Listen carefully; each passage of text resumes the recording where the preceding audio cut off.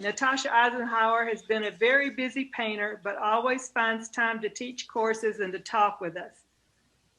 Natasha is a distinguished pastelist and past president of the PSNM. She has recently been juried into the prestigious Salmagundi Art Club in New York City, and Natasha will be having a one-person show at the Taos Art Museum at Fetchin House in October of 2022. She is a signature member of the Pastel Society of America, and we could recite a huge long list of all her accomplishments. We are fortunate to have her with us today for our discussion about galleries and self-promotion. Thank you so much for being here, Natasha. Thank you. Thank you very much. It just, that whole resume thing, it always kind of stuns me whenever I hear somebody announce, because it's like these things are happening, but it takes time, it's all time. And with regard to so much of the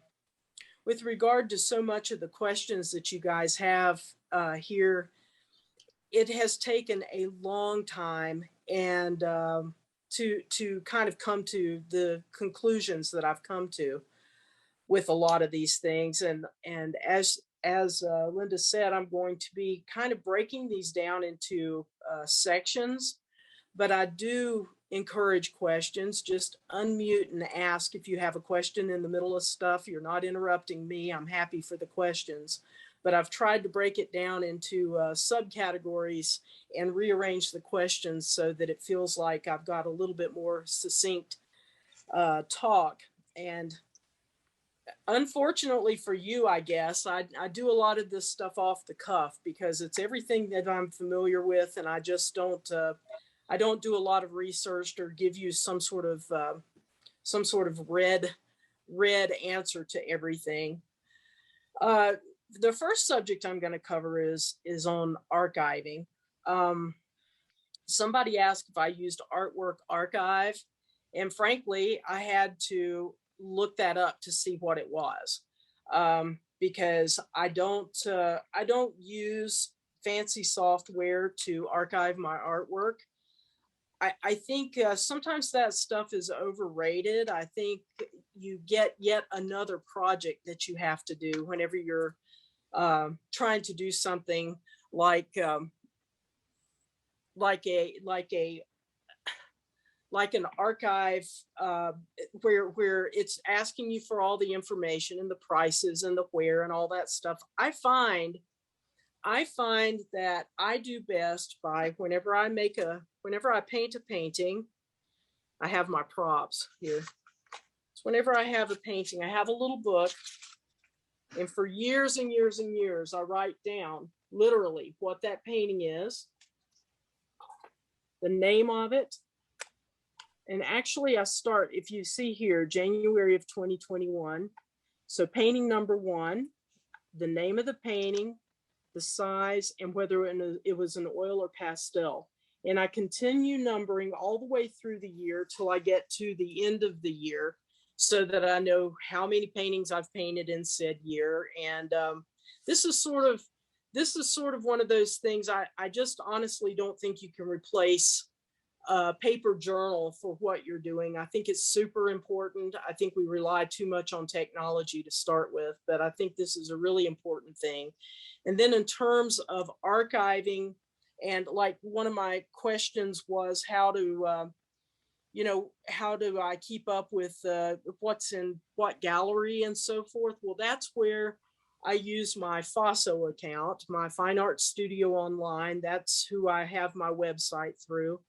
And they're continually, they build those websites and the templates for artists, specifically for artists. So they're always working out new ways to handle problems that we have, like making a consignment list of what a gallery has. They just came out with a way, or at least to my knowledge, it just came out, but they sent out a newsletter that talks about how you can make a consignment list based on your gallery's list and what gallery you're looking for the consignment for. So whenever I log things into my Fine Art Studio online account, I make sure that I list what gallery it's in, the name, the price, the everything that I can say about it. So physically,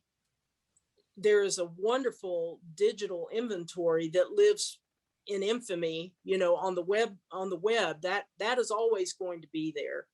And I can tell you that that is the best $28 a month I spend, and I've been spending it now for over 10 years. And that's where my inventory is, and that's how I keep up with what's where.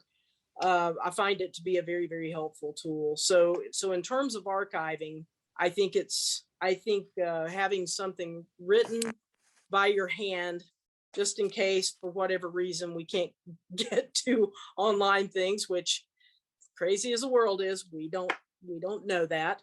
And then the other thing about archiving and keeping up with what gallery has what, either you ask your gallery when you bring in work to give you a consignment list, or you take them one. Don't ever take work and drop it off at your gallery without a consignment list going one way or the other that you sign and take home a copy of, or they sign and you leave them a copy of it. So I can at any time look in my paper file, my paper folder, and pull out consignment lists and know exactly what is where. So, there's myriad ways to document. I just don't think buying a subscription to another program on computer is really necessary. At least it isn't in my world. Does anybody have questions about that? Good. And in terms, just a little extra about that, is someone asked, how do I keep up with the needs of 4 galleries, exhibits, articles, and what work is where? That pretty much answers that question too, because as I get articles, I made a page on my website that has those articles. So that does a couple of things. One, it certainly is nice for people that stumble on my site to be able to look and see what those articles are. But the other great thing is that if I'm trying to direct someone to a particular article, all I have to do is give them a link to that page on my site. It's that easy, where it might be hard, to look it up otherwise. And so then to follow that, the next kind of category I was seeing questions in was talking about the web. And I was asked if updating is important and if a newsletter is important. Well, I think updating the website is about as important a job as you have, because this is a web world we live in, and people are counting on being able to go and see what the newest work you have is. I find that, my education comes as I continue to try to raise the bar for my own work. So with California Art Club, for instance, I'm getting ready to apply to be an out-of-state member. I'm an associate artist member, but there's different levels for that. But in order to do that, I was reading a tutorial that they had, and they were talking about that artists have a tendency to want to show everything that they have. They want to show it all to you. Here's where I've come from. Look how I've come from these last 10 years, and how this picture that was supposed to be a donkey, but it's really a horse. And then now look what I paint like. You don't want all that stuff represented on the website. That's not what you want to do. You want to put what is current and relevant, what is in other galleries, in your galleries, what is current. And I put sold dots all the time talking about updating. If something's sold, I put a red dot on the website on it so people can see, oh, this girl actually does sell her artwork. That's cool.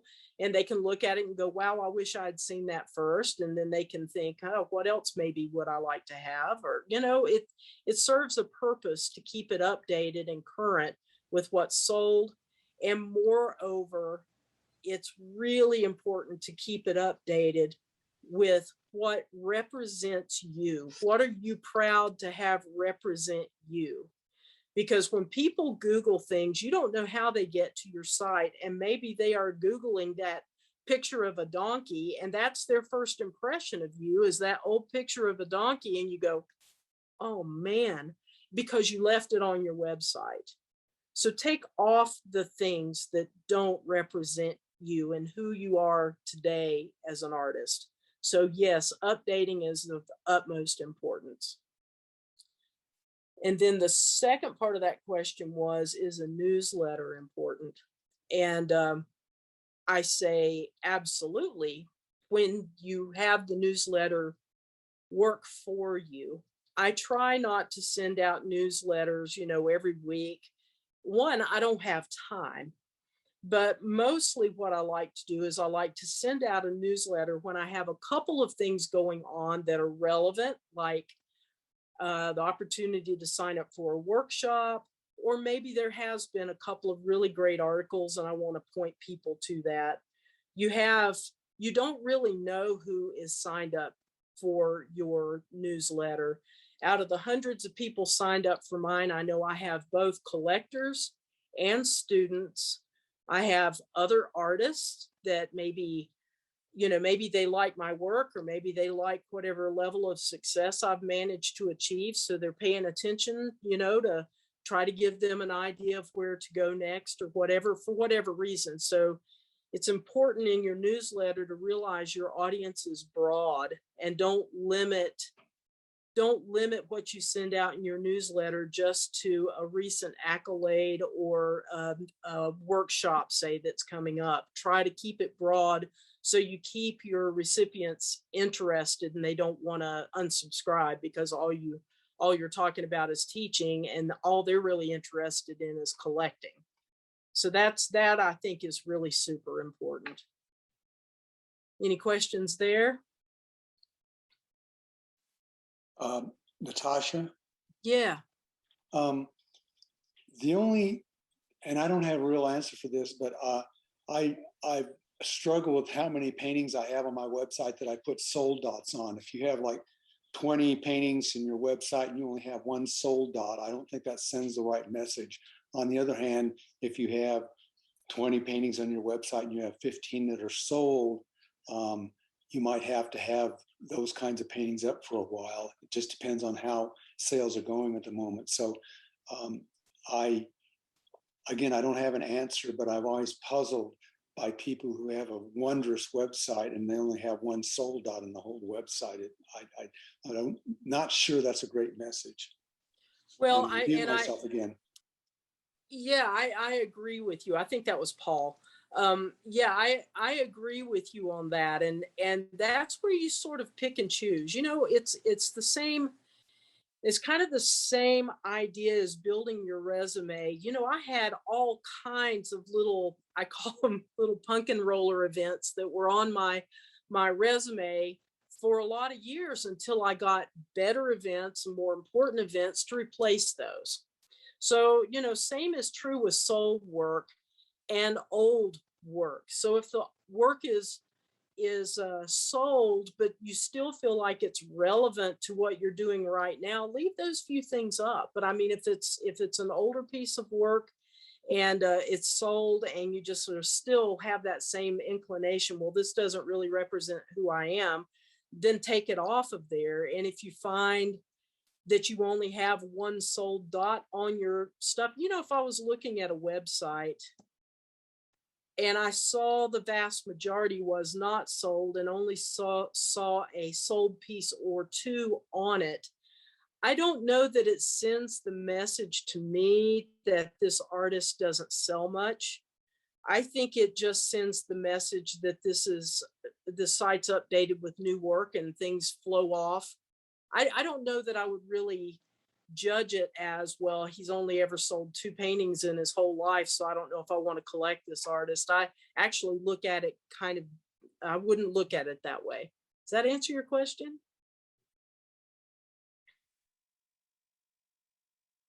Sort of, yes. Sort of. Well, tell me more. Tell me more. Like, you're just not sure if you want to, you're still afraid it's sending the wrong message just to have 1 sold dot or 2 on something.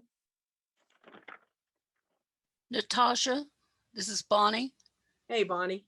I see it a couple of ways. Yes, it could look like this artist doesn't sell, but it could also look like this artist has put up a whole lot of new stuff and pushed all the other stuff off, like you said, and just left 1 sold on there, or 2 or whatever. I have 2 suggestions, 2 ideas. Like, if you have something that has been on your website for couple of years or something, maybe just put a sold sign on that, meaning you've sold it back to yourself. And that just indicates, it's done and it's going to go off eventually. But what about when you have new work that goes up? Is there a way on your website that you tell people this is new work as of January 2021 or whatever your date lines are?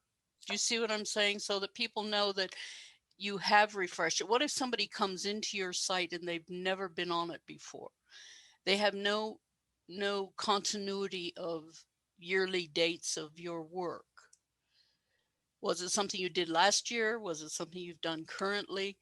What I'm trying to say is there a category or a way, or is that not proper? I just want to know. Okay. All right. First, to go back to Paul's question, and you're talking about marking things sold that maybe aren't, but they're older. I can't do that because I would lay awake at night and know that I did that. That would drive me wild. It's like, it's either sold or it's not sold. It either represents or doesn't represent. And Michael typed in, that you can have a sold page also, if you wanted to work it out that way and just divide them up and make a new category for just sold paintings and move those things to another page in terms of how to handle too few or too many, maybe sold paintings. And to answer your question, Bonnie, I have been in a gallery before that told me it's really important to put the date that painting was sold. And okay, so I or the date that the painting was created, the year. And so I'm like, okay. And then I get into Ventana and Connie goes, it's nobody's damn business when you painted that painting. Either it's relevant or it's not relevant. It's good or it's not good. Just put it out there. Don't put a date on it. And I thought, that's exactly right. Because I have paintings that are 10 years old that still stand absolutely representative of what I do today. They were beautiful, anomalous. Wow, I actually managed to do that. Surprising paintings for me that are actually just as relevant today as they were when I painted them then. But that painting may not have found its home. And this is frequent for me, that some of the ones that I feel like that roll off my easel that are my very best, they take the longest to sell. I don't know what it is about that, but I would hate to date it and have that be the first thing a collector sees, or it be right there. I don't think it's necessary, in other words.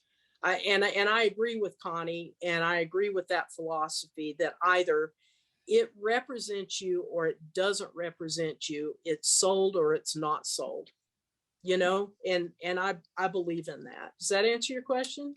Yeah, that's good. I like that. I was looking more at your website. I wasn't thinking in terms of dating a picture because you want to date it. I know what you're saying about that.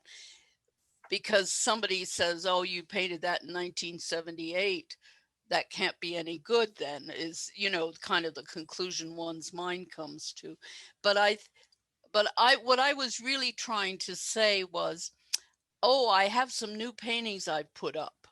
Do you see what I'm saying? Well, you could have a new works page. I think it was Catherine that put up in the chat that she has a new works page. You can do that too. New Okay. works.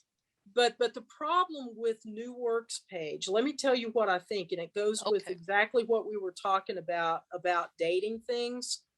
New works page generates interest in new works. I want to keep people involved in the paintings that I've already got up on there. I don't know that I want to let that cat out of the bag. If anybody is familiar with my website, they find whatever's the newest is the first one on, because that's how they load on the website unless I rearrange the images. And so I know for a couple of my paintings that got held up at shows, or they've done other things, but they've come back home and they haven't sold, I've gone in and rearranged those images. So I've pushed those couple of images because I still really love those paintings and they're going to be part of another show.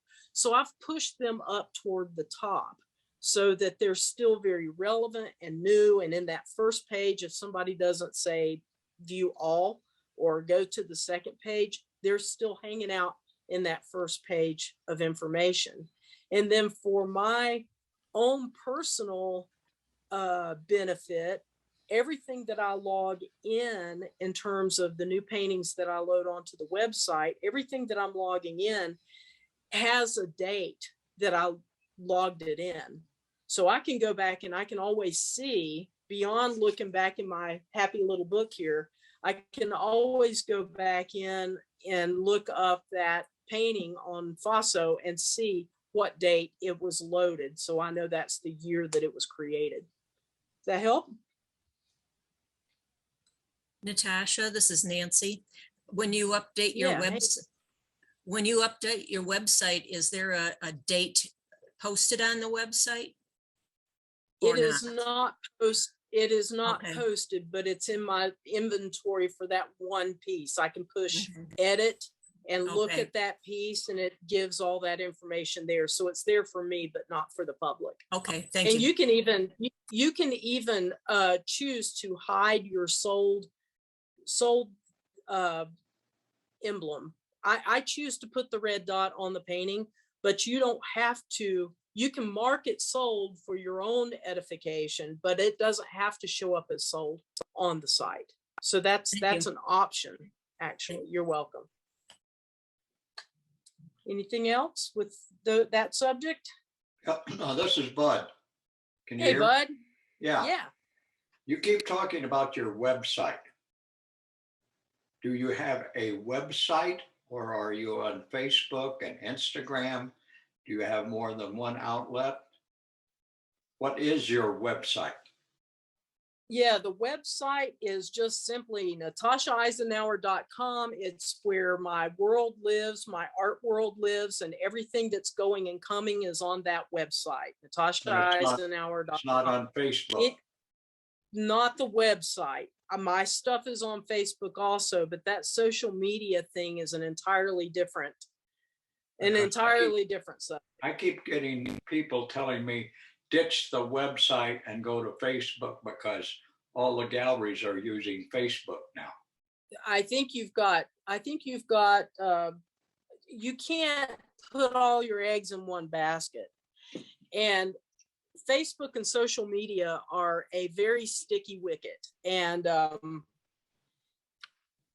if you are in other galleries, it is prudent for you to have a website that's formal, that is just about the web. I mean, just about your artwork, period. Just the images, your resume, your articles, your gallery contacts. It's really important that be its own entity. And that's way outside of social media.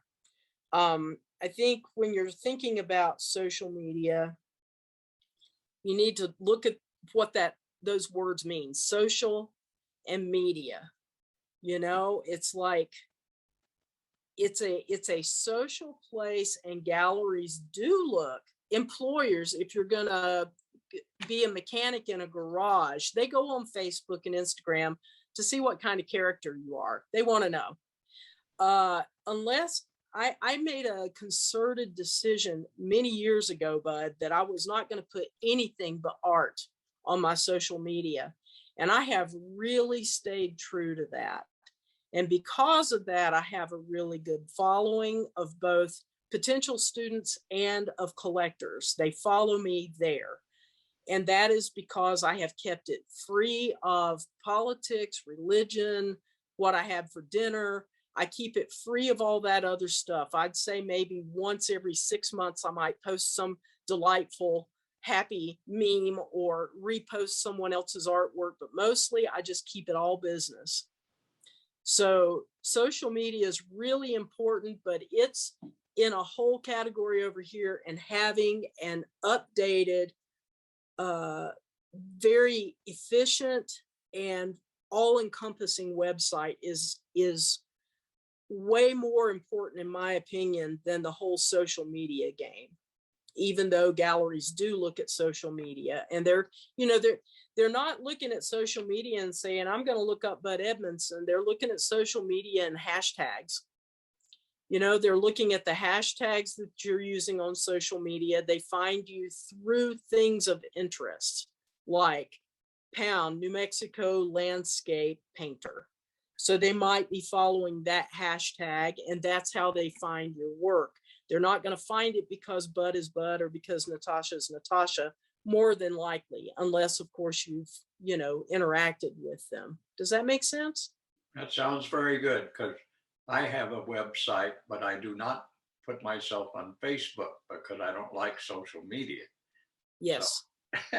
If it weren't for my art, I would not even have an account on Facebook or Instagram. I wouldn't have it at all because I don't like it either.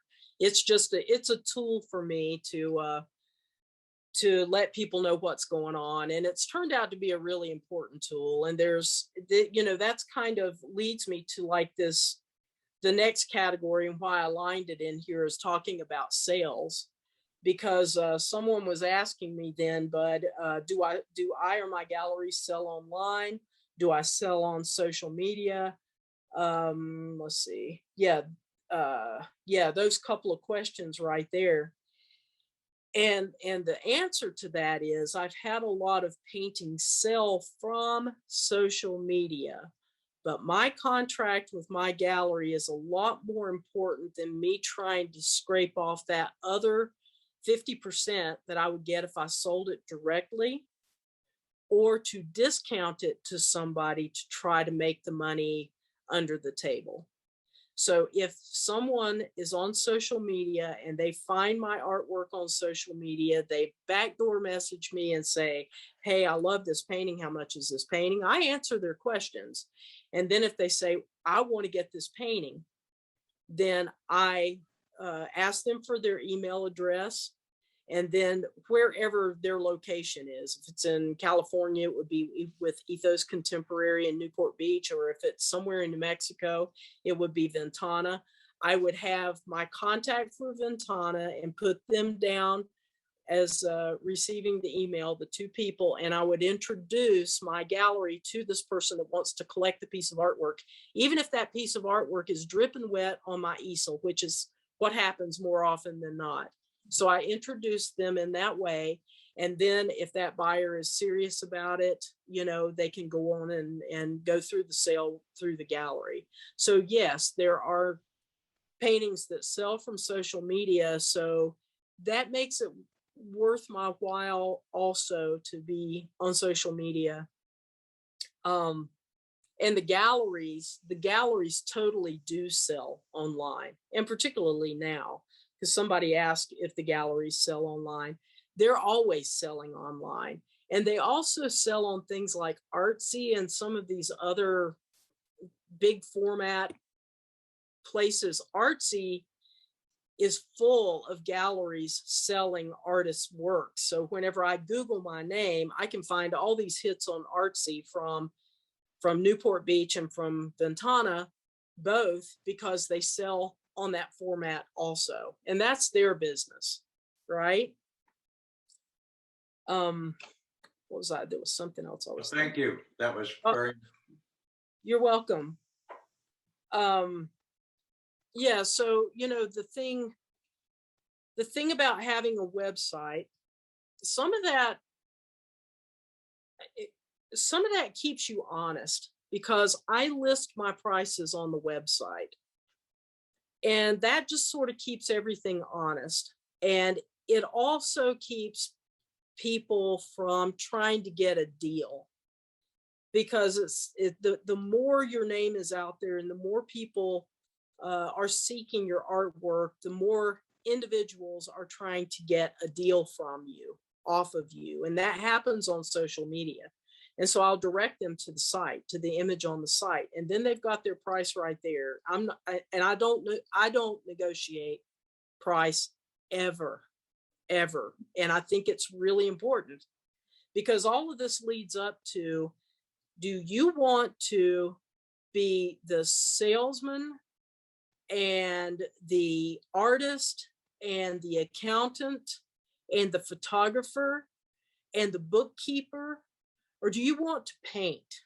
And which of those things do you want to do? And I know that there has been this surge of artists that are moving away from, I think, Catherine, I didn't see the whole question, but moving away from galleries. Is that what you were saying? Yeah. So, yeah, there are a lot of them doing that and selling work on social media. But I had Kim Lloydier ask me a question about 7 years ago, I guess, at IAPS.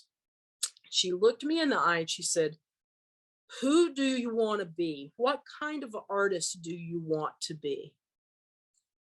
And I chew on that question every week for the last 7 years of trying to make that determination. I've run a gallery here in Socorro for 12 years. I do not want to be a gallerist. I represent my work in as much as I put myself in the work. I don't want to be a production artist. I want to be a recognizable, independent of everybody else artist that people recognize readily and want to buy the work. And I want them to seek the galleries, and I want the galleries to do the work of it. I don't want to do that. So before I got on Zoom this morning, I had a call from New York. I have a collector in New York.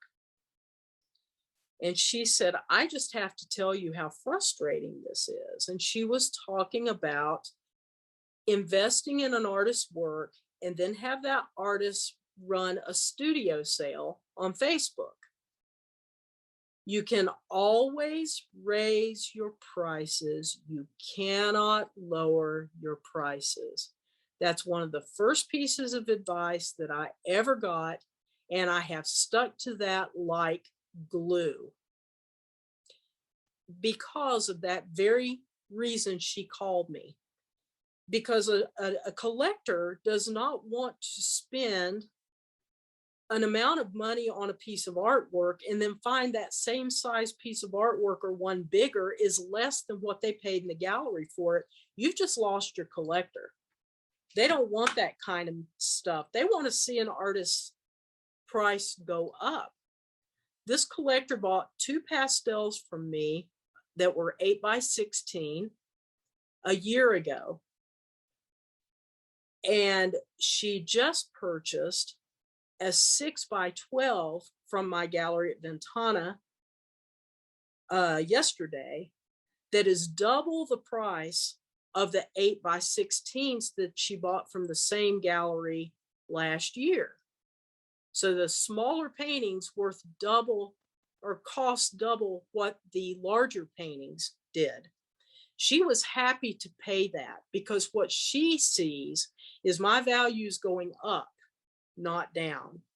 So that piece of advice that I chose to put in my bag of tricks and never ever ever turned my back on it has really paid off for me in the long run.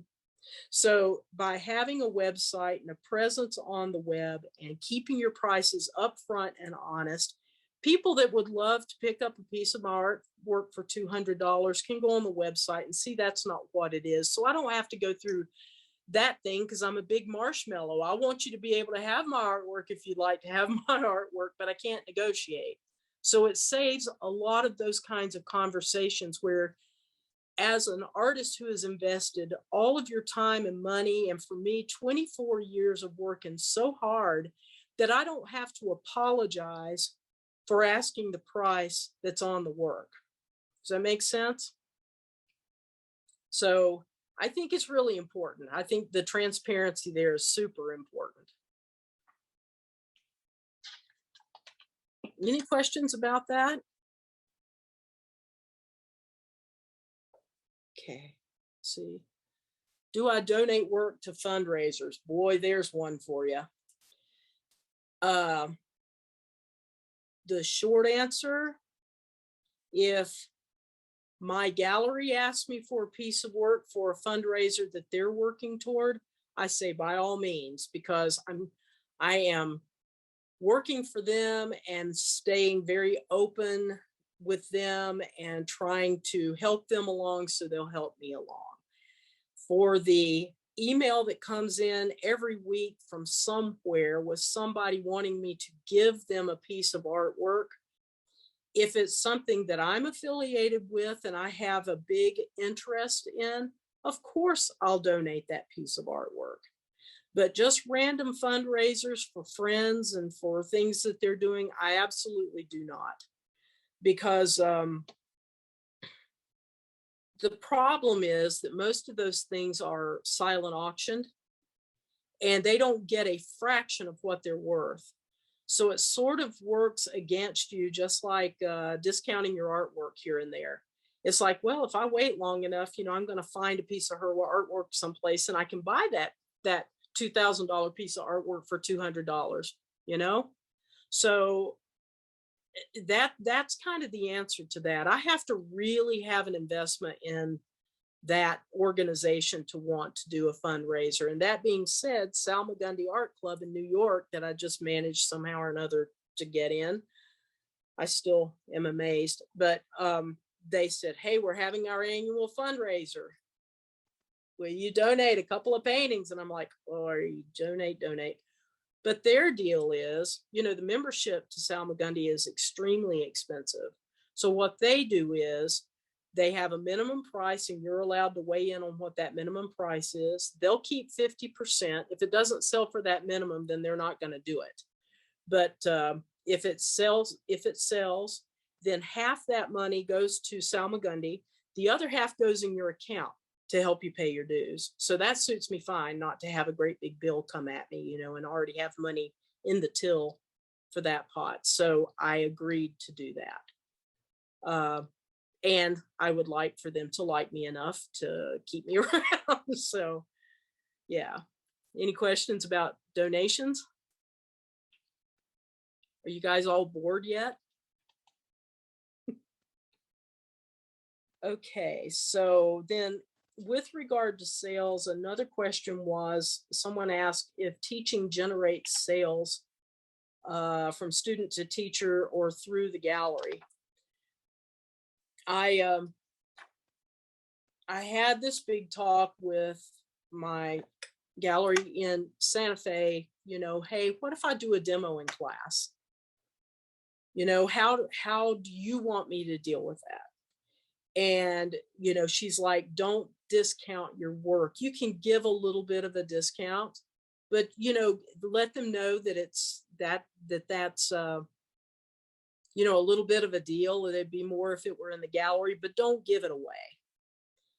And I'm like, because I love the idea of having, take 4 or 5. I mean, those of you, there's several here that have done workshops with me back in the day, whenever I had to get on my knees at the electric company to be sure I kept the lights on, that I would bring a fistful of paintings and sell them to students for, a couple $100 a piece, just to kind of keep the lights on, that kind of thing.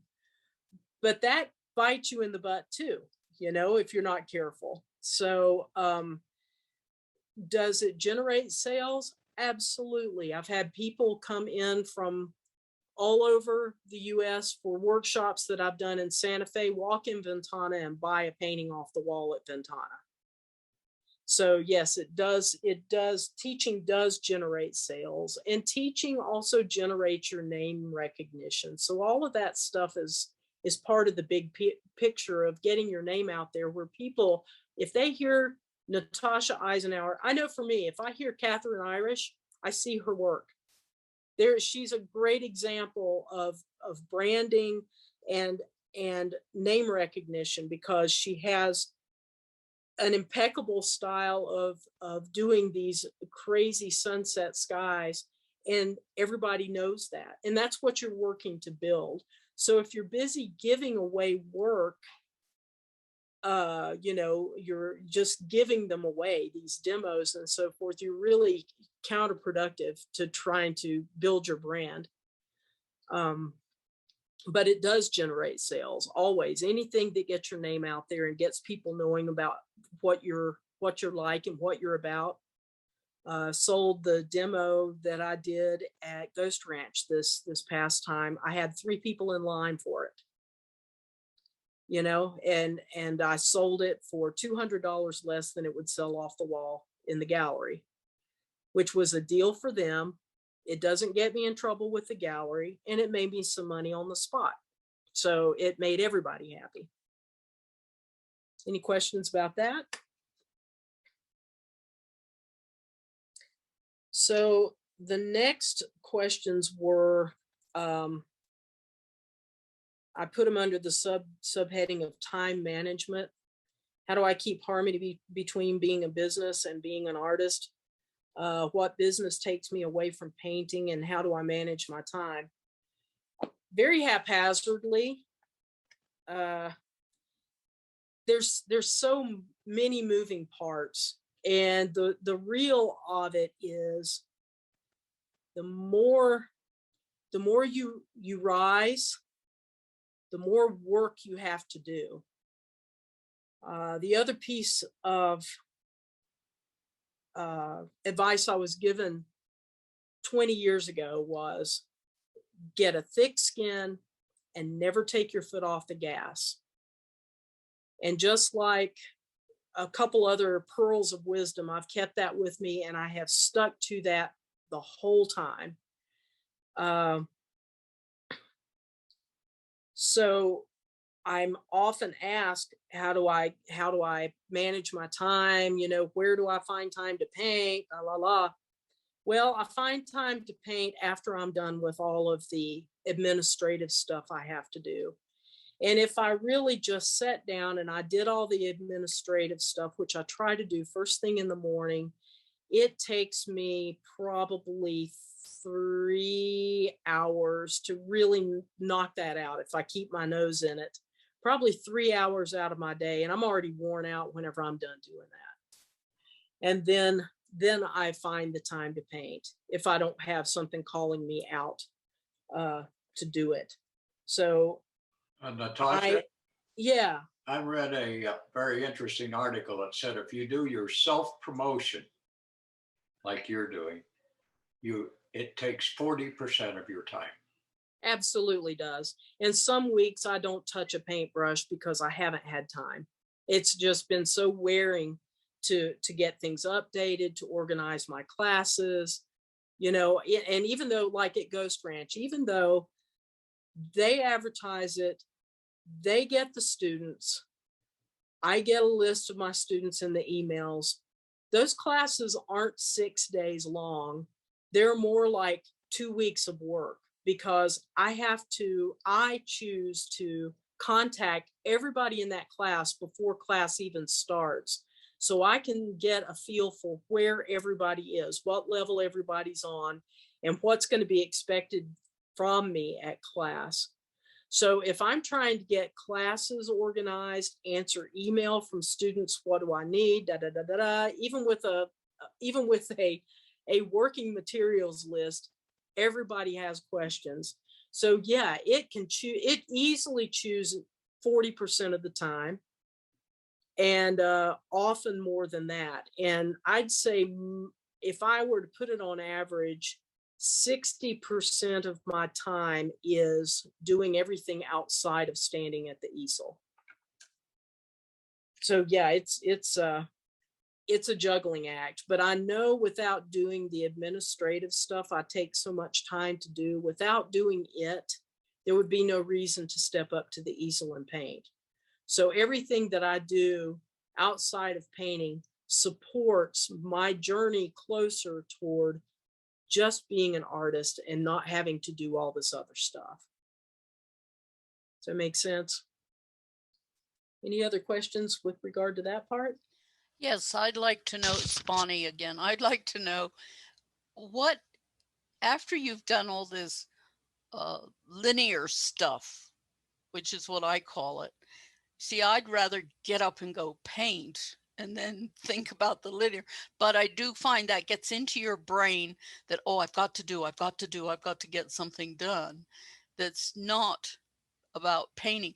But I'm curious about you personally.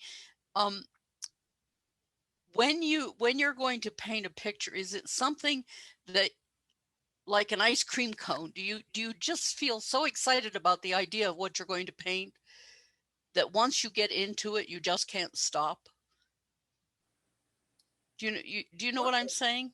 Well, I mean, it's always that way for me. It's like I was alluding to before. I'm not a production artist, and I don't just paint things, and I don't just paint places. I'm painting for you my emotional response to the thing that you are going to find that you can address a noun to, like a gas station. It's way more than that. So to answer your question, it demands more of my brain than just copying an image. So if that's the case, then yes, I have to get excited about it, and I have to be invested in it in my heart before I even paint it.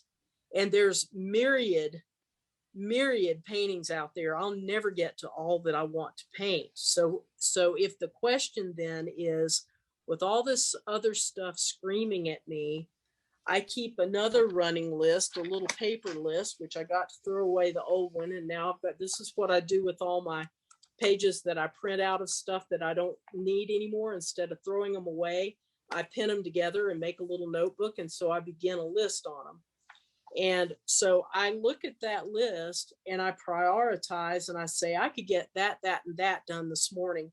And if I've done a couple of things on that list that aren't pressing me for later in the afternoon, and I get them off my list, that part of my productivity part of my brain, my linear part of my brain, can be satisfied. So then I can let that go and step up and paint these paintings that require more of me than simply copying an image. Does that answer the question?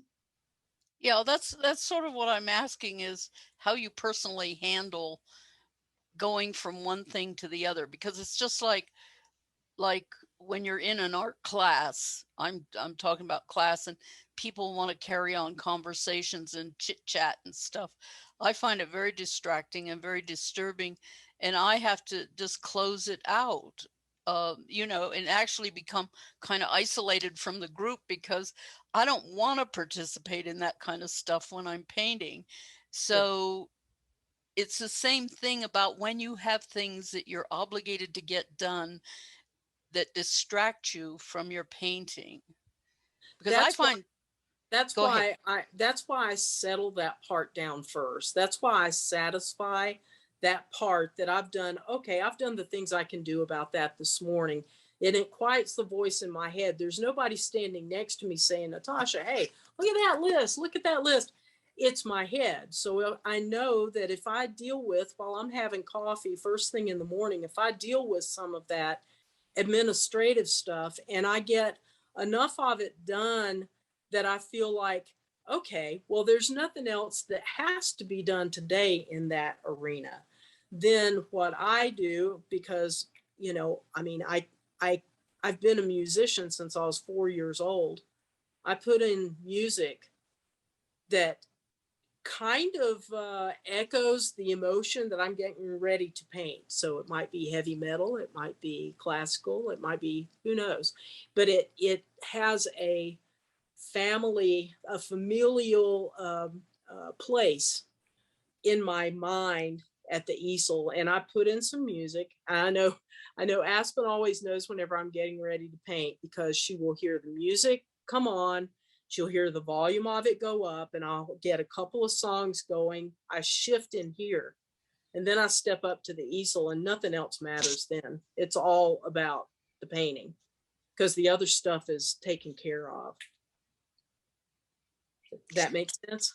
Yes, just one other little question. Do you have a series of paintings going at the same time? I paint one painting at a time. You don't have, because I have like 4 or 5 clipped up on a board. And when I look at one and I study it, then all of a sudden I get an idea and put it in and then put it back up there. You know, sometimes I don't find I can go right from the beginning to the end.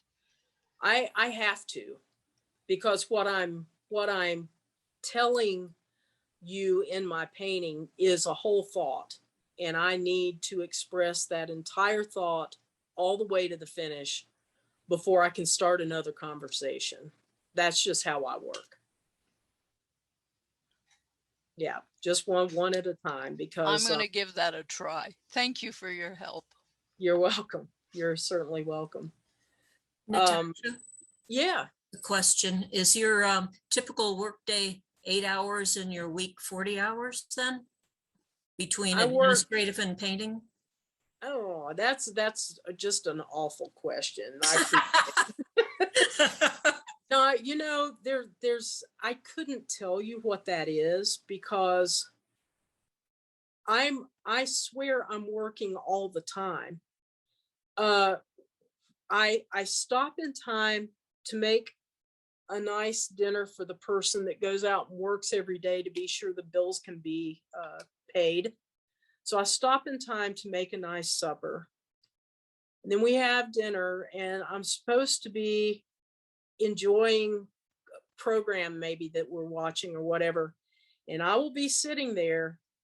My screen time starts after I put my fork down, of trying to keep up with comments on Facebook and Instagram, or loading something new on the site, or adjusting a resume. I'm doing that until I'm ready to go to bed, and sometimes after I go to bed. So I really live this life as an artist 7 days a week, and all day in some fashion. So I really can't assign a time to it, because if I were to assign a time, I would say I work 24 hours a day to get these paintings done. You know, it's really that way. That makes sense? Yes, but you're working for a pittance per hour that way. If I made a decision with a degree in geology and all the other things that I'm capable of doing, if I made a decision to do art, it wasn't because I thought I was going to get paid by the hour a good wage, because it's never been that way, and no one ever gave me the illusion that it would be, you know. And you make your own fate, you know. That's true. I'm working hard enough that now the money is happening, but I have had to kill myself for 24 years to get to this spot. Right. And it's the emotions that pay you. Well, the emotions pay, and then, you know, the money actually pays, but you have to, there's a lot of grind. You know, I think often how people would compare being an artist and being a doctor to being like, oh my gosh, you know, there's no comparison to the two things. I disagree, because doctors, look at how many years they have to go to school and then do internships and then finally get to do what they love. I think art is exactly the same way. You go a long, long time before the money begins to roll back over and go into your hand instead of pouring out of it. But it takes a long time. Any other questions with regard to that part? So someone was asking me about promoting. Does the gallery take care of promoting work? That was sort of an outlier question. And yeah, I mean, that's kind of where you get to when you're past doing neighborhood galleries in small towns and you start getting up into bigger galleries, then yeah, they do take care of promoting work. Yes, sometimes they ask you to co-op ads and so forth. Sometimes they should be promoting your work. So yeah, they do promote work, but not all of them. I've got a gallery I've had for 15 years and I never hear a peep, you know? So they don't get first dibs on the artwork. You know, it's the galleries that are doing their end of it. I know just almost categorically the galleries take 50%. And I'm always looking at what that 50% means on their part too. What are they doing? You know, they got to keep the lights on. They got to keep, you know, the paperwork going, pay employees, pay rent. They got to do all that stuff. They've got a lot of expenditures out of that 50% of my artwork that they get. So I want to know what they're doing for me and not just them by keeping the lights on and keeping the rent paid. Do they have a display going up of my work all the time? That is a promotion. So I'm always looking to see what they're doing for me out of that 50%. What are they doing for me? And I make sure that I'm giving them my all in the 50% they're going to pay me back. So that was that on promotion. And, you know, I try to help them promote or cross promote if like, like the fine art connoisseur 5 to watch thing that I just got in. So I made sure that they mentioned that show that's coming up at the Fashion Museum because I'm cross promoting that. That's to help them. They can't buy anything from the Fashion from me now, but it's to cross promote and raise the name up and raise the idea that there's going to be this show. I'm always trying to cross promote because if I do that, and I make sure the galleries know it too, I send them copies of things whenever I've gone to the expense or the trouble to mention them. I make sure that they know I'm doing that. And I tell you, that makes all the difference in what they do for you. Any questions on that one? So then I was asked about getting into galleries, and you know that could be a whole nother 4-hour conversation. So I'll try to keep it short. The getting into galleries thing, there is not a how-to book or a magic potion or any kind of a specific one and only way for galleries across the board. You have to know in your heart that your work, you can visualize it in that stable of artists that they have. You have to be able to visualize your work on those walls. You need to look at where your price points are to everybody else's price points in the gallery. Are you way higher than everybody else? Are you way lower than everybody else? Pay attention to all those bits and parts before you approach a gallery. Then when you approach the gallery, you be sure, I'm usually pretty sure that on their website it says unsolicited, whatever. If it gives you some caveat, don't just send us unsolicited things. I'm not going to. I won't do that. And I look and see they accept portfolios in a particular window of time. Then I mark it down in my notebook. I mark it down in my notebook when I need to prepare things for that gallery, if that's what I really want to be in. And I make sure that I'm first in line in that window of time. And I let them know. I try to listen to what they've said on the website. But if on the website they don't give me some sort of how-to on getting into the gallery, then it's all bets are off. And I'm going to go talk to them in person. I'm going to go walk in the gallery and I've already done my research, say, of who's in the gallery, does my work fit, la, la, la, la. Now, the other thing I want to know is how do they treat somebody in a t-shirt and shorts that's not dripping in gold jewelry? How are they going to treat me whenever I walk in? Because I want to know that too. So it matters to me how people are going to be treated that come in to buy this new girl's artwork. And a great barometer of that is how are they treating you when you walk in? Are you completely ignored the whole time and you never have anybody speak to you? Is somebody on your coattail the entire time as if they think they're going to take something off the wall and walk out the door with it? How does it feel in there? So those things are really important. If I really like how everything feels and looks, and one of the salespeople, whoever's there, happens to engage me, then I engage them about how nice I find the gallery. I really, really like the gallery, and I'm an artist too. I know. So you're probably not going to sell me a painting, but I was, just wondering what is your process, and just be casual about it. Just be yourself and ask what their process is, because you would love the opportunity to show them some of your art. You have your business cards with this website that we talked about first, that's updated and fabulous. And again, answers that social media question. Give them a website they can go to that puts in front of them everything you want them to see, not onto social media where all those other distractions are. You want to get them to your website. Then if they're like, well, gosh, yeah, we would love to see some of your work, or you can say, hey, I've got a couple of pieces framed up in the car if you want to see if they live up to what, the images are on the internet. 9 times out of 10, they'll say, bring them in, let's have a look. And that's how it's organic. I mean, it's almost the same as going to a bar or a coffee shop and striking up conversation and eventually asking somebody for a date. It's like you're feeling it out. You're seeing if there's any interest. You can find that out pretty quick. It's pretty, and you don't want to be in a place that is discouraging looking at your work or not interested in looking at your work. Why would you even want to be in there? Say adios and go on to the next thing. Does that make sense?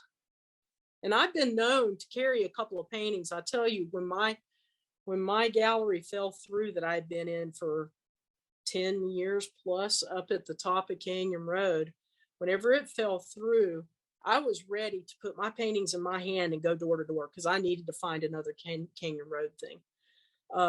Don't be ashamed of your artwork. Be proud of it. Be proud of it. Don't be afraid to have some with you. You should always just be prepared for whatever they ask you for. The same person was asking me if I put stuff on a disc, or what no, that's what the website's for. Everybody's got access to the web. We're no longer in making a CD sort of situation. They're not going to look at it. They're much more likely to punch a button and stick a website in and look at your website than they are to open up a not floppy disk. How old am I? A CD or whatever. They're much more likely just to look casually at your website. Any questions about that? The other additional question with that was, what about pricing? And pricing is interesting. If you're first starting out in the galleries, you do not want to price yourself high where you think, wow, it'd be great to sell them. Well, it's going in a gallery. They're keeping 50%. Any day of the week, I would rather paint more paintings, sell them for less than paint fewer paintings and have them sell less often for more. Because at the end of the day, I want to be a painter. So I want to support the thing I want to do, and that is to paint more. So in order to do that, I need to sell more paintings and keep inventory rolling. So Ventana, at this point, they're my league gallery, so I let them dictate price if there's going to be an uptick in it or whatever. She is absolutely the last word in what my pricing is. Any questions about pricing? Just a little aside.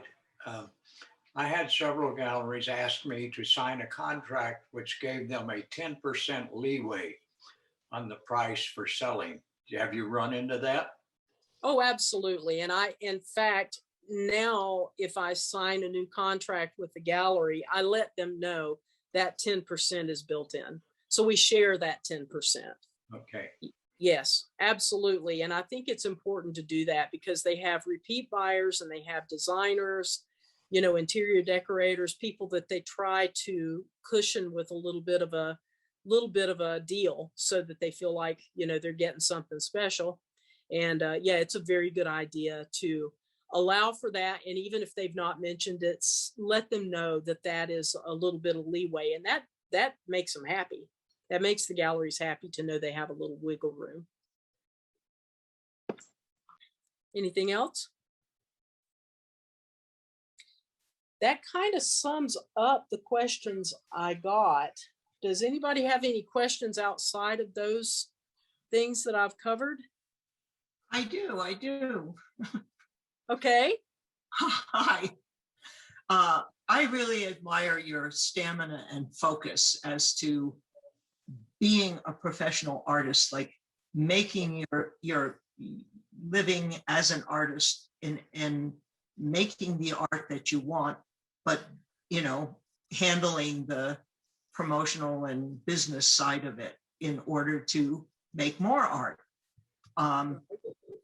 There's another approach that maybe derailed me a long time ago, and that was the idea of keep your work and your art separate. Like, in other words, have a day job, make your money somewhere else, be free to paint whatever you feel like painting, and not have to sell your work necessarily if it's not what you really feel like making. So that path has sort of led me over a cliff, but I enjoy knowing this kind of success that you have been able to achieve.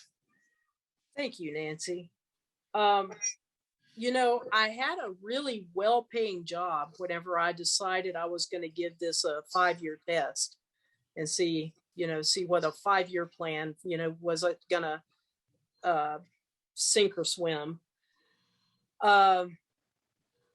I was in my mid-30s whenever I signed my first painting. And in fact, it's been almost exactly 24 years, about 3 days ago, that I signed my first painting. And I could have renewed that contract. By then, people were starting to pay attention. Was I making money? No. But they were paying attention, and I had enough artists around me that said, hey, if you want to do this, just know it's not going to pay you, and not right away anyway, and you've got all these obstacles.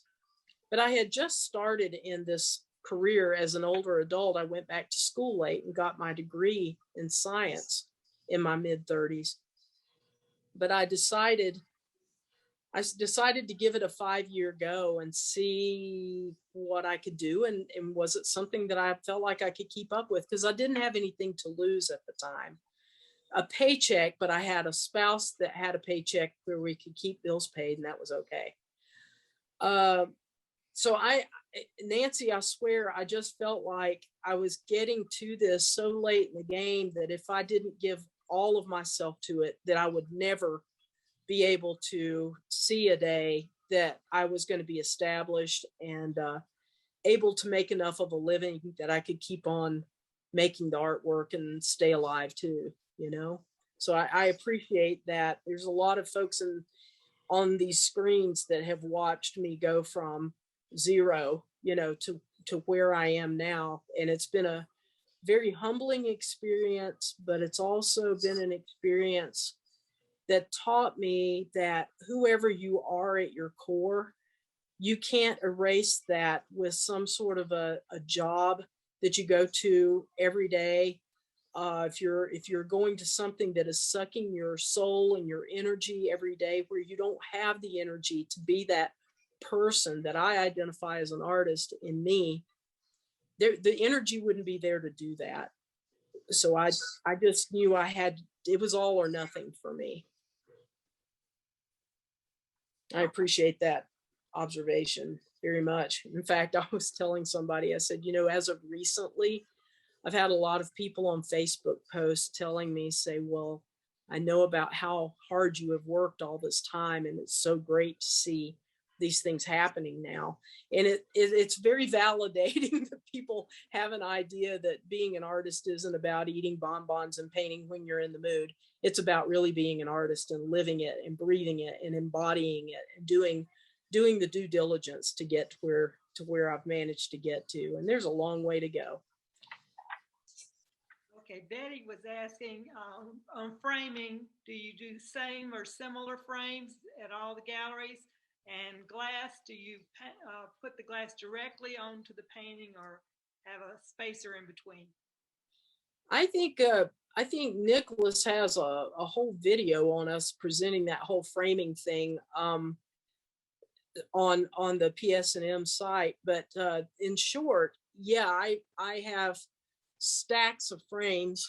I keep stacks of frames, lots and lots of frames. They're all the same, black ones and gold ones. I try to stay with closed corner frames that are like plein air frames, that style of frame. I do try to keep them consistent. The galleries love the consistency, because if they've got a customer looking at a painting that just gags on a gold frame, they can easily go to the back and switch it with something in a dark frame if they need to. So it keeps it easy for the gallery. That being said, do I use a spacer? No, I do not use a spacer. I use no chemicals, no fixative, period, on my artwork ever. I use only AR glass, and I frame passepartout. And framing passepartout means that you are making a unit out of an archival or acid-free backer, you're painting and the glass, and you're sealing that completely in a unit, so no moisture can get into that unit. And this, I found my galleries really appreciate how I framed this work, because for that very reason, that if they need to switch out and put it in a different frame, I don't have to worry they're going to wreck my painting, because they can't. It's in a unit. It's as sturdy and stable, if not more so, than an oil painting, provided you don't break the glass.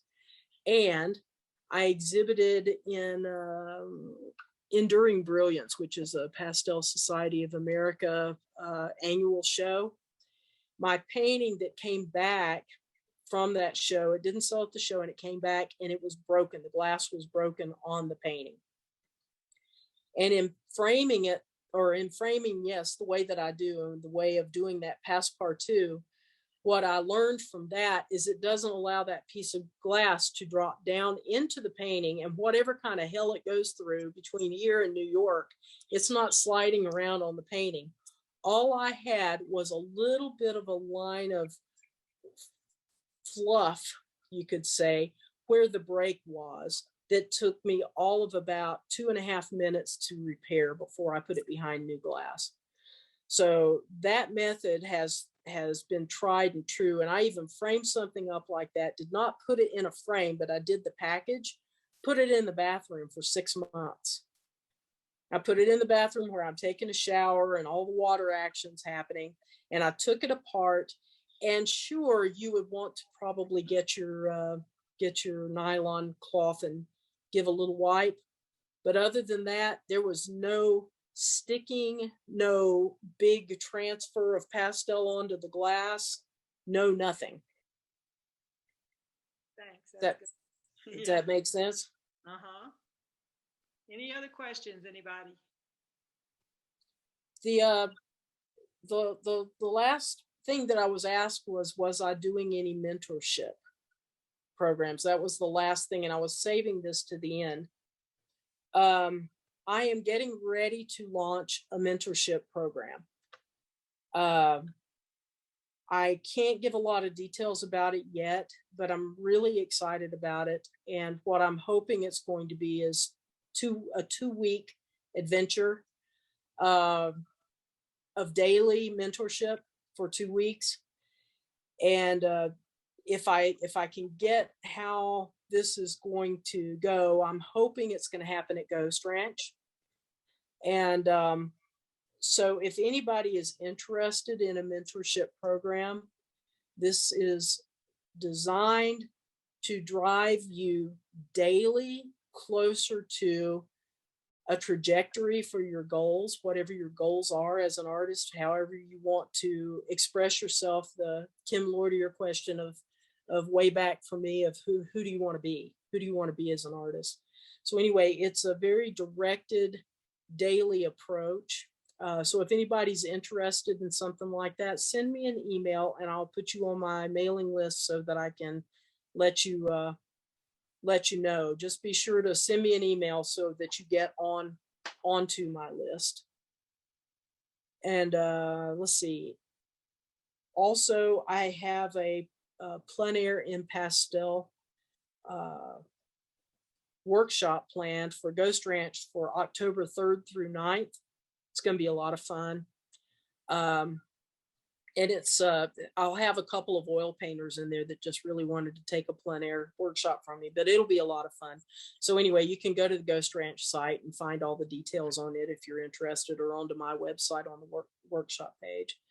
And I believe Marilyn asked to back up. She asked me about the tape that I use on to make the package for the Passepartout around the edges. Is I use acid-free tape. So everything that's touching the painting is acid-free or glass. So that painting is preserved. There's nothing in there that can hurt. Any other question about that? Laverne asked, are the galleries in different areas of the country now approaching her to show your work? Yeah. Yes. That's how I got into my gallery in Newport Beach, California. Is I started doing these architectural pieces and it got their attention, and the rest is history. So yeah, it all comes with time. And the advertising, I spent a load of money advertising in Plein Air magazine every issue for a couple of years.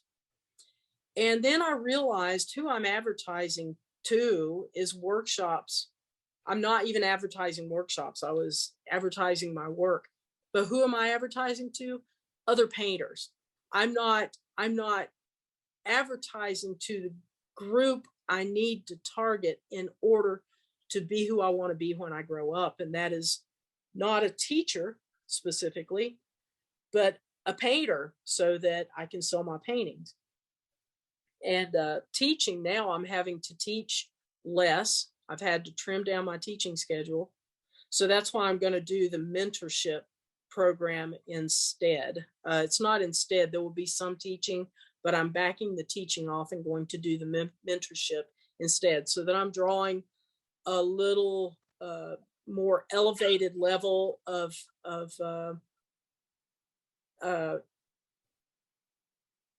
people that are serious. I want a little more serious, a group that is that more serious group of people. Any other questions? I think Marilyn asked about I guess the tape does it have the metallic backing? This that I use does not. I use a couple of layers of just the paper tape. But if you've got it all taped together and have it all overlapping and have it securely bound, then it's going to be fine, as long as whenever you pin it into the frame, you pin it where it's not, wiggling and jiggling. It's going to outlive us. Sure thing.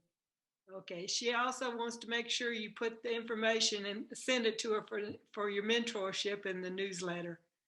So, Okay. yeah, so please do that for us. All right, will do. Okay, anything else? Similar to what you were saying about advertising in Plein Air magazine when we were at the Millicent Rogers Museum, and they were saying, well, make sure you get a lot of your members to come up for the opening of the show. And I was saying, make sure you get a lot of your local people and everybody to come, because the members coming to the show are great. It's just they're not buying the paintings. So. Well, exactly. It looks good on in a photo montage, but it's not necessarily good for what happens on the walls, for sure. There was a question popped in. What was that? Yeah, Laverne asked, when you first approached galleries, did you avoid galleries that already carried pastel artists? Oh, I think that question was, maybe it was. No. In fact, if you're looking, okay, to begin with, my pastels are not priced any different than the oils, the same size, same price for pastel or oil. So you just stand by that and don't move. That is just the way it is, because I really, really resent galleries that want to discount pastels. So that's first part. Second part, if you get into a gallery that carries pastel, you're 2 steps ahead already, because they understand pastel, they understand shipping pastel.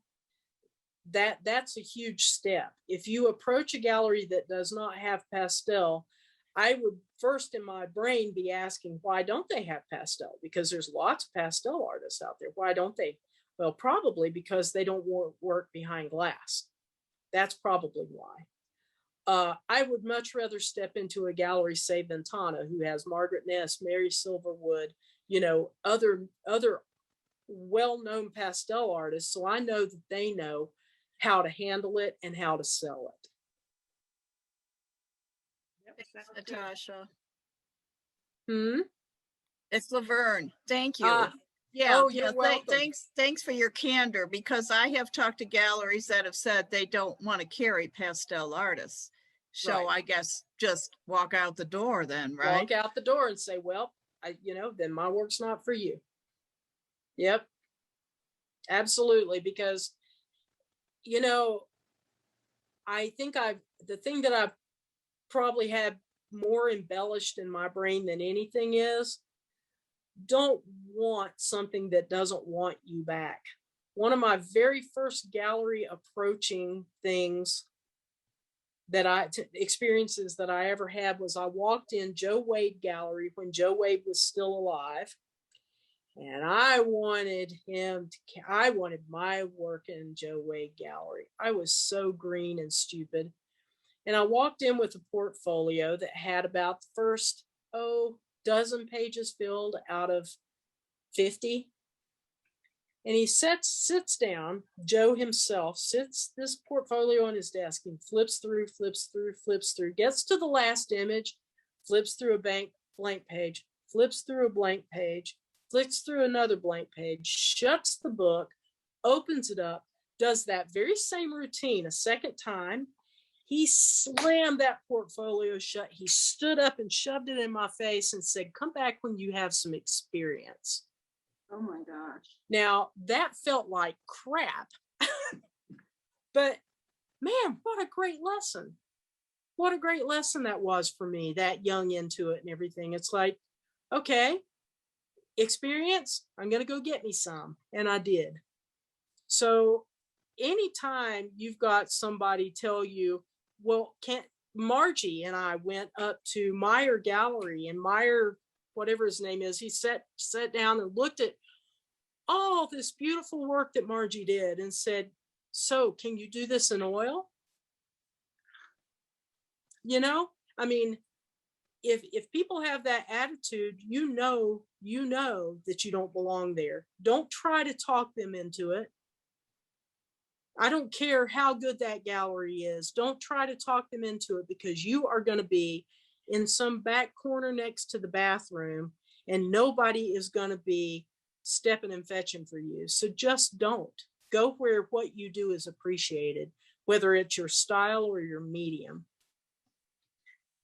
I have a question. Okay. It's a little unrelated, but it seems like we might have time.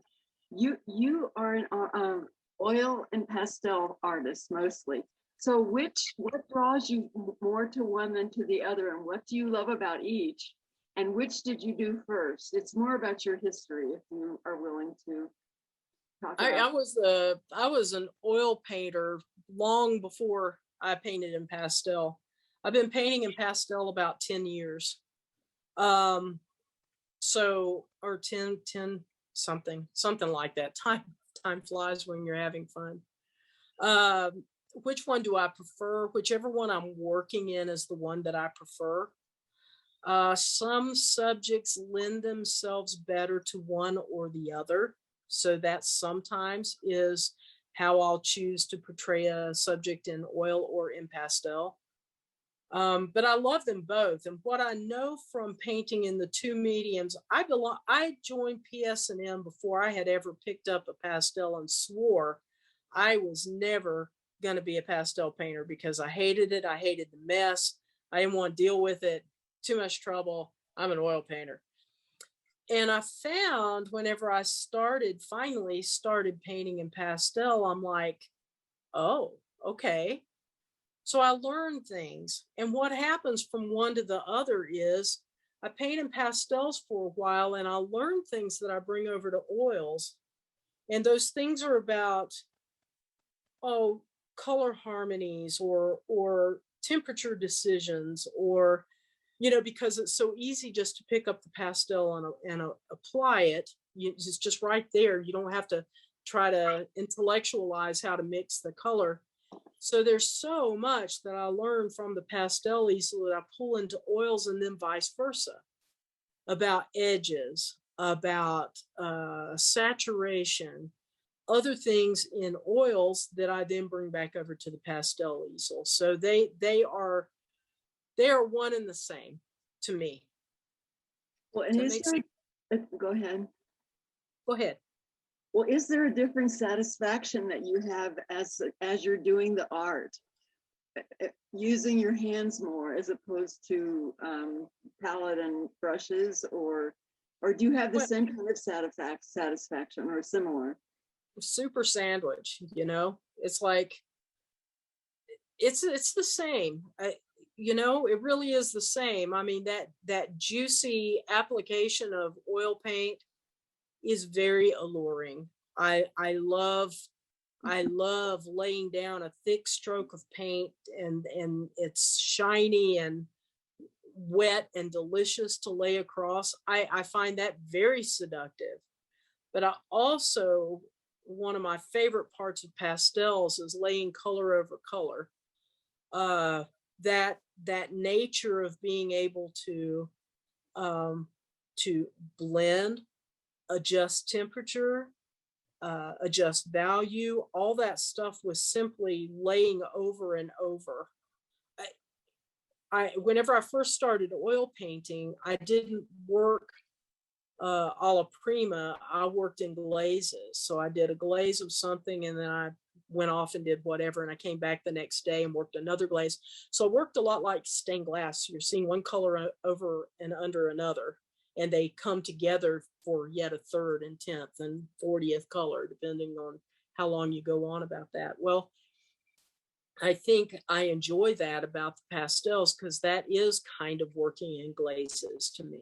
Because the way that I teach a very light hand when you're working with pastels, just very soft and very light touch, so that you can continue to lay those layers down. So it really mimics how I used to paint in oil. Thank you. You're welcome. Hey, how do you decide which subject wants to be a pastel or an oil painting? Well, for those of you that are keeping up with my work, like on social media, I have painted a couple of architectural pieces in pastel. I'm having these same questions with self. So this architecture seems to be the thing that has, got my attention fully. And I paint most of them in oil. some I have chosen to do in pastel because I felt like I could get the feeling for the light that I was after better in pastel than in the oil. And